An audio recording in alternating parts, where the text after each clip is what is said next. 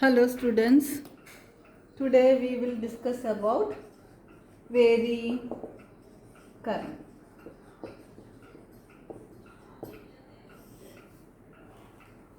If you are considering a steady EMF is applied to a circuit containing resistance only, the current rises to a maximum value equal to I is equal to E by R all on a sudden according to Ohm's law. Now if you are considering the circuit contain inductance or capacitance or their combination with or without the resistance also. In that case, the current does not rise to the maximum value instantaneously. Also, when the applied EMF is cut off from the circuit, the current does not fall to zero value all on a sudden. Such currents are called a varying or transient current. The main law which governs the varying current are Kirchhoff's law. Kirchhoff's law, you know that it is mainly already we have used Kirchhoff's law in dealing with the DC currents. It is also possible to convert the Kirchhoff's law for the varying current also. In that case, you have to replace the voltage drop across resistance as counter voltage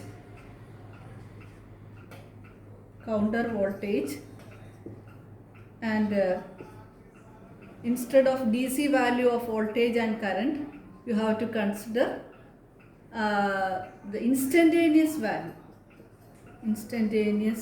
value of counter voltage and current.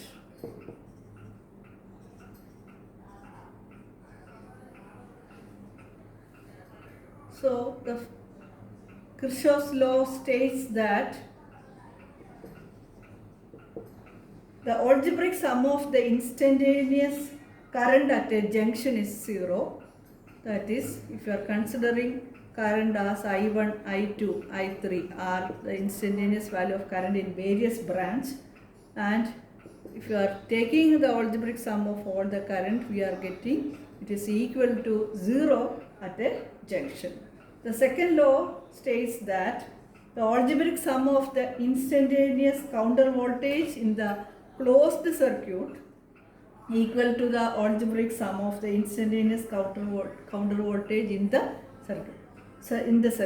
So if you are counting various counter voltage V1, V2, V3, etc.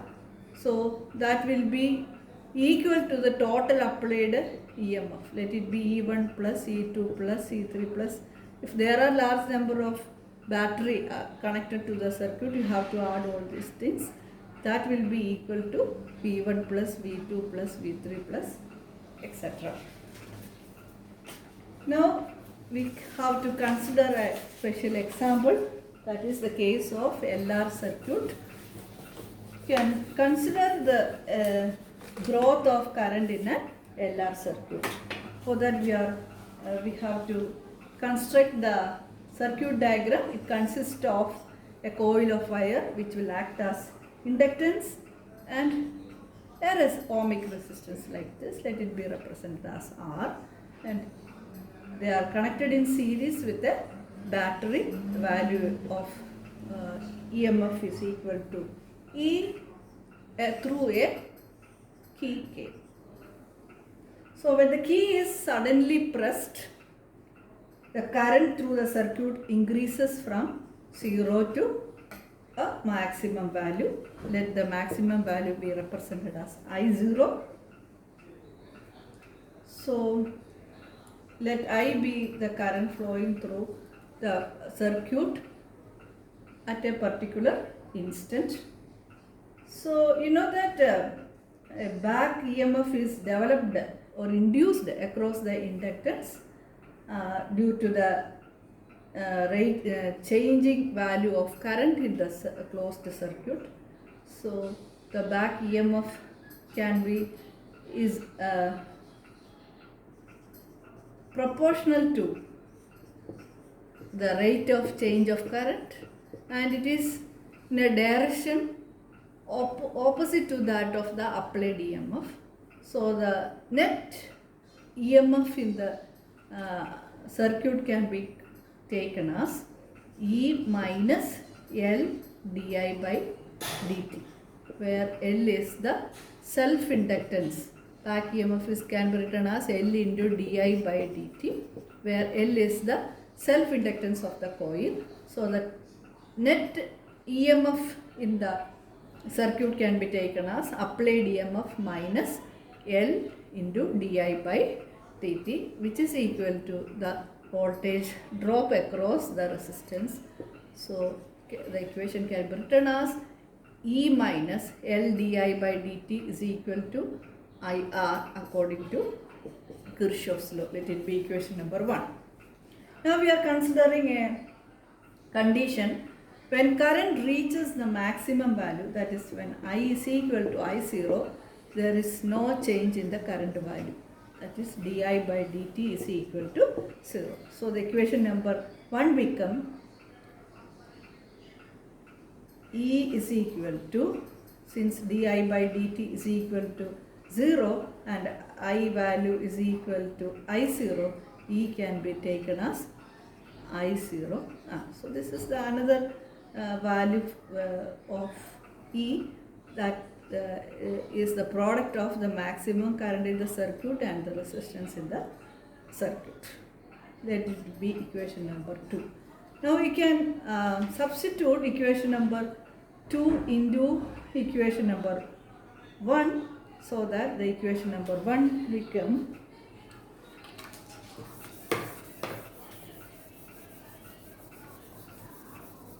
equation number 1 becomes I0 R minus L di by dt is equal to IR. Equation number 3. So now if you are rearranging this equation such a way that R terms comes on the left side, so I0 minus I into R is found to be equal to L into di by dt. So this is equation number. So in order to get the instantaneous value of the current, you have to integrate the above equation. If you are integrating the, in order to integrate the above equation, you have to rearrange the equation once more. So we are getting R by L into dt is equal to di by I0 minus I. So current terms comes on one side and time terms comes in the other side. So let this be equation number 5. Now integrating the above equation, we can write R by L is a constant, so R by L into T is equal to the integration of 1 by I is log I, but here instead of I we are getting I0 minus I, where I0 is a constant and there is a minus value for I. So how to put it as minus log I0 minus I plus a constant of integration C. Now you have to consider the initial state at initial condition at t is equal to 0. You know that I is equal to 0. So the above equation number 6 become 0 is equal to minus log I0 plus C, or C is equal to log I0. So this is equation number 7, and we are putting equation number 7 in equation number 6, so that we are getting R by L into T is equal to minus log of I0 minus I plus log I0.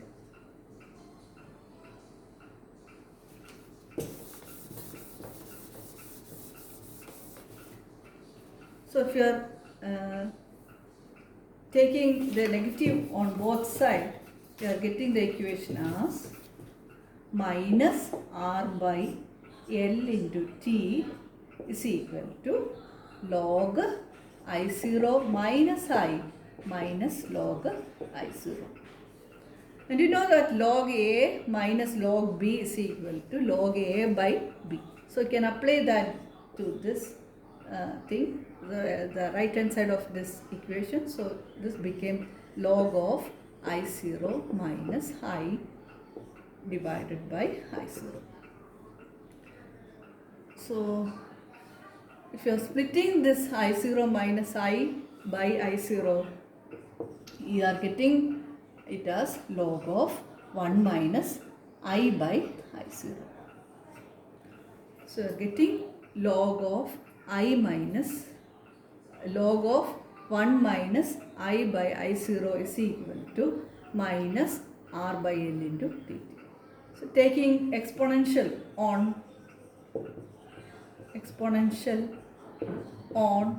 both sides, then write the equation as e raised to minus R by L into t is equal to 1 minus I by I0. So rearranging this equation, I by I0 can be taken as 1 minus e raised to minus R by L into t. Or this is equation number 8.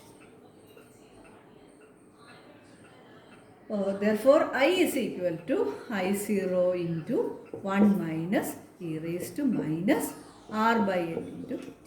So this is the value of instantaneous value of current in the circuit. So if we are considering a time t, the value of current at that time is equal to I is equal to I0 into 1 minus e raised to minus R by L into t. Now you have to consider the growth of the current in the circuit.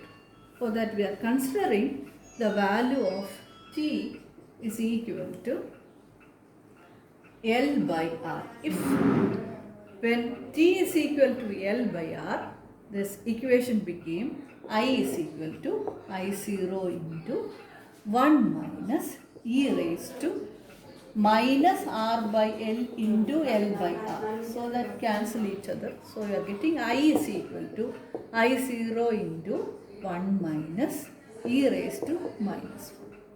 And you know that E is equal to 2.718.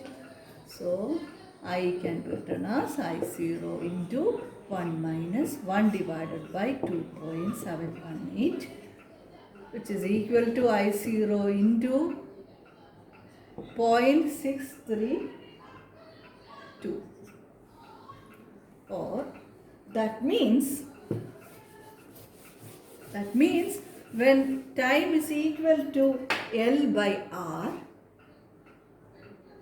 the current value became 63.2% of the maximum value, grow up to 63.2% of I0. So that value of current which is needed, the time required to grow the current up to 63.2% of the maximum value is called the time constant. So L by R is called the time constant. You know that the unit of inductance is Henry and the resistance is ohm, but the L by R, the unit of L by R is in second because it is time constant.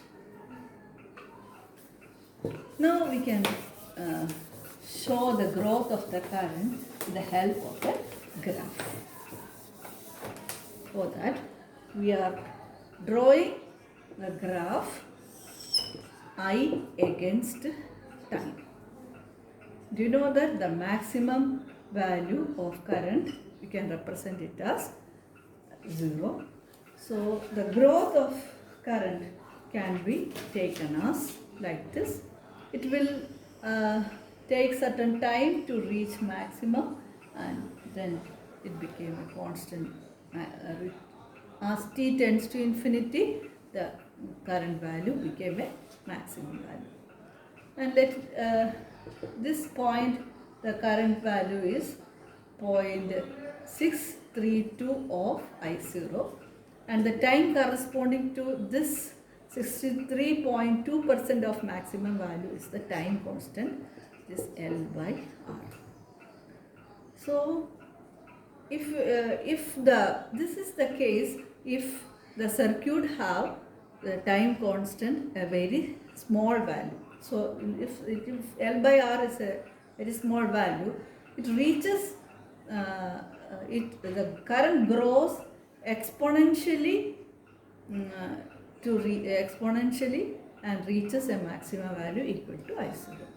And if the L by R value is a large value, the shape of the graph can be taken like this. It will be like this, so that the maximum value it reaches will be slightly greater. The time constant is larger, so 63.2% of maximum value reach only after this particular time. So there are two graphs, A and B, where the graph A represents the circuit having L by R, a small value, and this is the graph. The graph B represents the circuit where L by R is large.